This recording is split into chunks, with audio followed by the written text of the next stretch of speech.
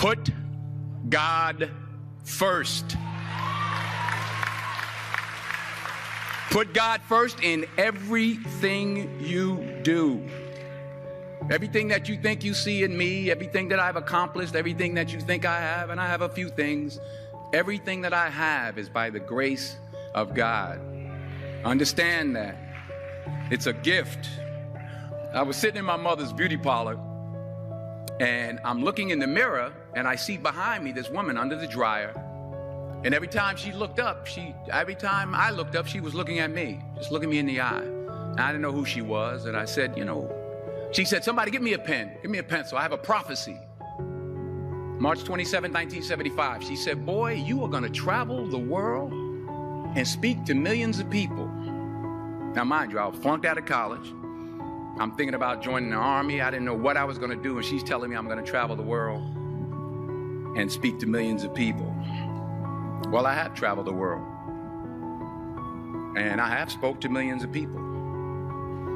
But that's not the most important thing, the success that I had. The most important thing is that what she taught me and what she told me that day has stayed with me since. I've been protected. I've been directed. I've been corrected. I've kept God in my life, and it's kept me humble. I didn't always stick with him, but he always stuck with me. So stick with him in everything you do. If you think you want to do what you think I've done, then do what I've done and stick with God. Number 2, fail big. That's right. Fail big. Today's the beginning of the rest of your life, and it can be very frightening. It's a new world out there. It's a mean world out there, and you only live once. So do what you feel passionate about. Take chances. But don't be afraid to go outside the box.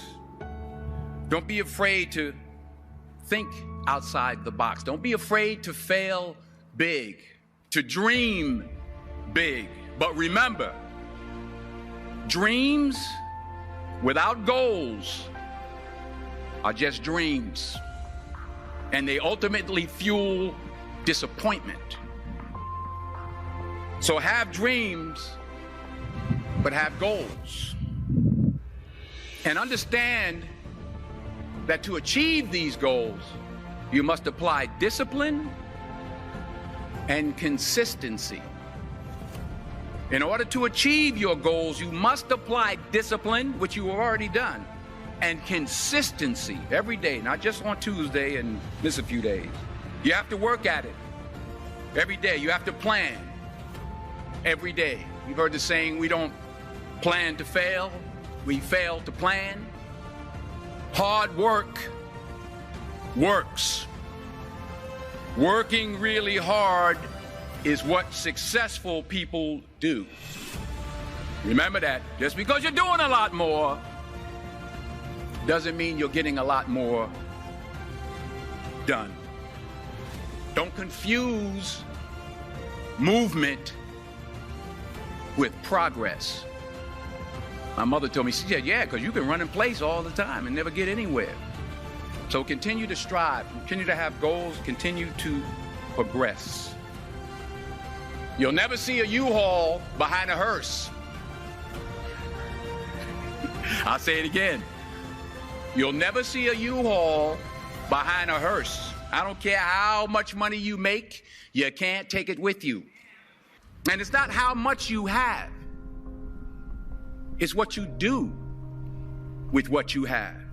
We all have different talents. Some of you will be doctors, some lawyers, some scientists, some educators, some nurses. The most selfish thing you can do in this world is help someone else. Why is it selfish? Because the gratification, the goodness that comes to you, the good feeling that I get from helping others, nothing's better than that.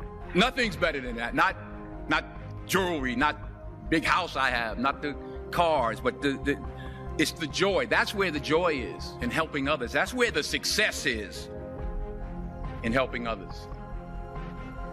Finally, I pray that you put your slippers way under the bed tonight.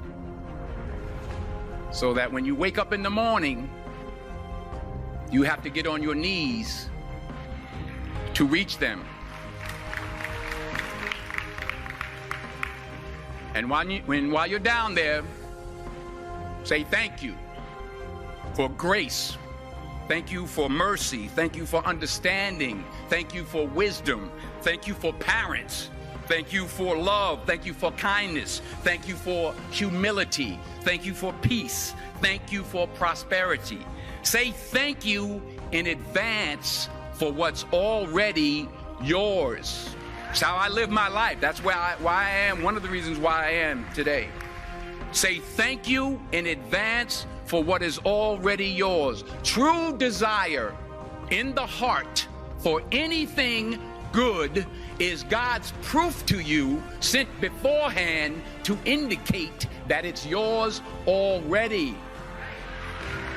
I'll say it again.